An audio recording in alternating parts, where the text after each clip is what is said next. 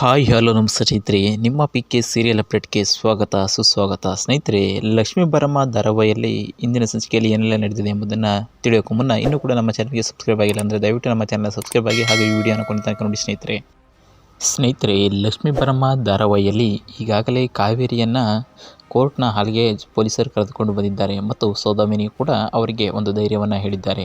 ಇದರ ವಿಚಾರವಾಗಿ ಅದರ ಎದುರುಗಡೆ ವಾದ ಮಾಡುವ ಲಾಯರ್ ಬಗ್ಗೆಯೂ ಕೂಡ ಹಲವಾರು ರೀತಿಯ ಮಾಹಿತಿಗಳನ್ನು ಹೇಳಿದ್ದಾರೆ. ಇದರಿಂದ ಸ್ವಲ್ಪ ಶಾಕ್ ಆದರೂ ಕೂಡ ನೀವು ತಲೆಕೆಡಿಸ್ಕೋಬೇಡಿ, ನಾನಿದ್ದೀನಿ ಅಂತ ಸೌದಾಮಿನಿ ಈಗಾಗಲೇ ಭರವಸೆಯನ್ನು ಕೂಡ ನೋಡಿದ್ದಾರೆ ಮತ್ತು ಕೊಟ್ಟಿದ್ದಾರೆ. ಇದೇ ವಿಚಾರವಾಗಿ ಕೋರ್ಟ್ನಲ್ಲಿ ವಾದ ಮಾಡುವ ಸಮಯದಲ್ಲಿ ಹೇಳಿರುವಂತಹ ಪಾರ್ಥಸಾರಥಿ ವೈಷ್ಣವನ್ನು ಕಟಕಟೆಗೆ ಕರೆದುಕೊಂಡು ಬಂದಿದ್ದಾರೆ. ಇದಕ್ಕೆ ಸಂಬಂಧಪಟ್ಟಂತೆ ಹಲವಾರು ರೀತಿಯ ಮಾಹಿತಿಗಳನ್ನು ಕೇಳ್ತಿದ್ದಾರೆ. ಅಂದರೆ ನೀವು ಮತ್ತು ನಿಮ್ಮ ತಾಯಿಯ ಯಾವ ರೀತಿಯ ಸಂಬಂಧಗಳಿದೆ ಮತ್ತು ನಿಮ್ಮ ತಾಯಿಯ ಜೊತೆ ನೀವು ಎಷ್ಟು ಪ್ರಪಂಚ ಅಂತ ಗೊತ್ತು, ಮತ್ತು ನಿಮಗೆ ನಿಮ್ಮ ತಾಯಿನೇ ಸರ್ವಸ್ವ ಅಂತ ಗೊತ್ತು ಅಂತ ಕೇಳ್ತಿದ್ದಾರೆ. ಮತ್ತು ನಿಮ್ಮ ತಾಯಿ ನಿಮಗೋಸ್ಕರ ಏನೆಲ್ಲ ಮಾಡ್ತಿದ್ದಾರೆ ಮತ್ತು ಏನೆಲ್ಲ ಮಾಡೋಕ್ಕೂ ಕೂಡ ಅವರು ರೆಡಿಯಾಗಿದ್ದಾರೆ, ಅದನ್ನು ನಾನು ಹೇಳ್ತಿಲ್ಲ, ನಿಮ್ಮ ತಾಯಿನೇ ಹೇಳ್ತಿದ್ದಾರೆ ಅಂತ ಪಾರ್ಥಸಾರಥಿ ಈಗಾಗಲೇ ವೈಷ್ಣವ್ರಿಗೆ ಹೇಳ್ತಿದ್ದಾರೆ.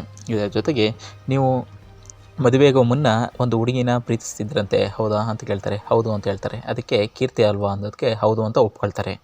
ಅದೇ ಸಂದರ್ಭದಲ್ಲಿ ಯಾಕೆಲ್ಲ ಈ ಥರ ಪ್ರೀತಿಸಿದವರು ಮದುವೆ ಆಗಲಿಲ್ಲ ಅನ್ನೋದಕ್ಕೆ ವೈಷ್ಣವ್ ಹೇಳ್ತಾನೆ, ಪ್ರೀತಿ ವಿಚಾರದಲ್ಲಿ ಯಾರು ಕೂಡ ಅವರನ್ನು ಒತ್ತಾಯ ಮಾಡಲು ಸಾಧ್ಯವಿಲ್ಲ, ನಾವು ಪ್ರೀತಿಸ್ನೂ ಅಷ್ಟೇ, ಅವ್ರಿಗೆ ಮದುವೆ ಆಗೋಕ್ಕೆ ಇಷ್ಟ ಇರಲಿಲ್ಲ ಅಂತ ಹೇಳ್ತಾರೆ.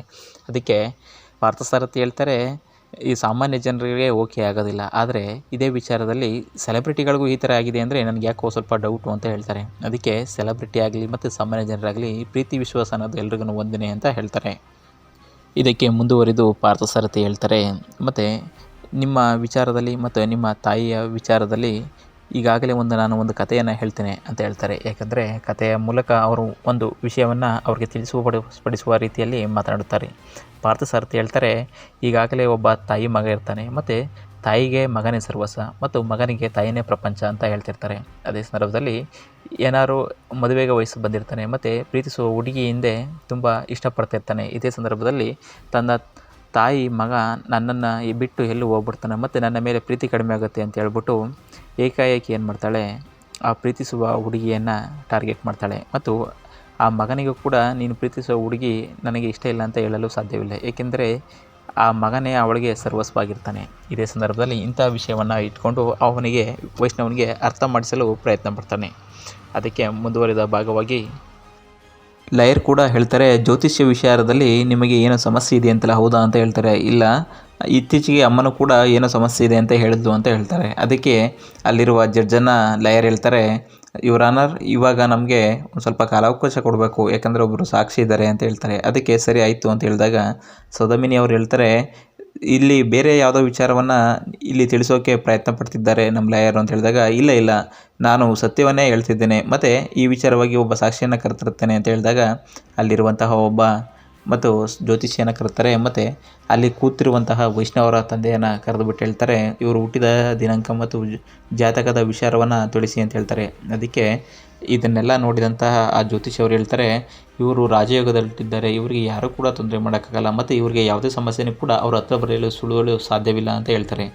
ಅದಕ್ಕೆ ಆವಾಗ ಕೂಡ ಅಲ್ಲಿರುವಂತಹ ಈ ಕಾವೇರಿಗೆ ಸ್ವಲ್ಪ ಶಾಕ್ ಆಗುತ್ತೆ ಮತ್ತು ಇದೇ ವಿಚಾರದಲ್ಲಿ ಮತ್ತೊಮ್ಮೆ ವೈಷ್ಣವ್ ಕೂಡ ಶಾಕ್ ಆಗ್ತಾನೆ. ಯಾಕಂದರೆ ನನ್ನ ಅಮ್ಮ ಈ ಥರ ಹೇಳಿದ್ಲಲ್ಲ ಅಂತ ಸ್ವಲ್ಪ ಬೇಜಾರು ಮಾಡ್ಕೊತಾನೆ. ತದನಂತರ ಕೋರ್ಟ್ನ ಜಡ್ಜ್ ಒಂದು ಕಾಲಾವಕಾಶ ಸಮಯ ನಿಗದಿ ನಂತರ ಈ ವಿಚಾರವನ್ನು ಮತ್ತೆ ಶುರು ಮಾಡೋಣ ಅಂತ ಹೇಳ್ತಾರೆ. ಅದೇ ಸಂದರ್ಭದಲ್ಲಿ ಕೋರ್ಟ್ ಹಾಲ್ನಲ್ಲಿ ಎಲ್ಲ ನಿಂತಿರುವಾಗ ಅವರೆಲ್ಲರೂ ಹೇಳ್ತಿರ್ತಾರೆ, ಈಗಾಗಲೇ ಕಾವೇರಿ ವಿಚಾರದಲ್ಲಿ ಕಾವೇರಿ ಪುಟ್ಟ ನನ್ನಿಂದ ಏನೂ ತಪ್ಪಾಗಿಲ್ಲ ಅಂತ ಹೇಳ್ತಿರ್ತಾಳೆ ಮತ್ತು ಇದೇ ಸುಮ್ಮನೆ ಮಾತಾಡದೆ ವೈಷ್ಣವ್ ಕೂಡ ನಿಂತಿರ್ತಾನೆ.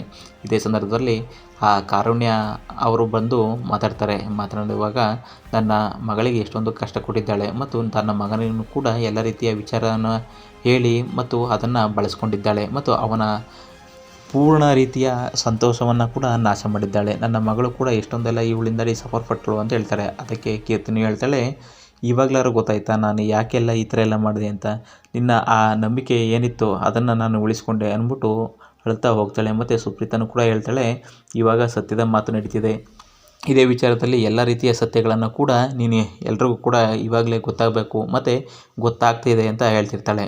ಇದೇ ಸಂದರ್ಭದಲ್ಲಿ ಅವರ ಅಂದರೆ ಕಾವೇರಿಯ ಗಂಡನೂ ಕೂಡ ಇದೇನು ಇದು ನಿಜನ ಸುಳ್ಳ ಅಂತ ತುಂಬ ಕನ್ಫ್ಯೂಸ್ ಆಗ್ತಾನೆ. ಅದೇ ಸಂದರ್ಭದಲ್ಲಿ ಆ ಪುಟ್ಟನ್ನ ಅಂದರೆ ಕಾವೇರಿ ಹೇಳ್ತಾಳೆ, ಪುಟ್ಟ ನೀನು ತಲೆ ಕೆಡಿಸ್ಕೋಬೇಡ ಪುಟ್ಟ, ಇವರೆಲ್ಲ ಏನೇನೋ ಮಾತಾಡ್ತಿದ್ದಾರೆ ಅಂತ ಹೇಳ್ತಾರೆ. ಅದಕ್ಕೆ ಅಮ್ಮ ನಿನ್ನ ವಿಚಾರದಲ್ಲಿ ನೀನು ಎಷ್ಟು ಜನರ ಜೀವನವನ್ನು ಕೂಡ ನೀನು ಹಾಳು ಮಾಡಿದ್ದೀಯ, ಇದೇ ವಿಚಾರದಲ್ಲಿ ನಿನ್ನನ್ನು ನಂಬಲು ನಾನು ಸಾಧ್ಯವೇ ಇಲ್ಲ ಅಂತ ಹೇಳ್ತಿರ್ತಾರೆ. ಮತ್ತು ನೀನು ನಂಬಿಕೆಗೆ ದ್ರೋಹವಾದ ಕೆಲಸವನ್ನು ಮಾಡಿದ್ದೀಯ ಅಂತ ವೈಷ್ಣವ್ ಹೇಳ್ತಾನೆ.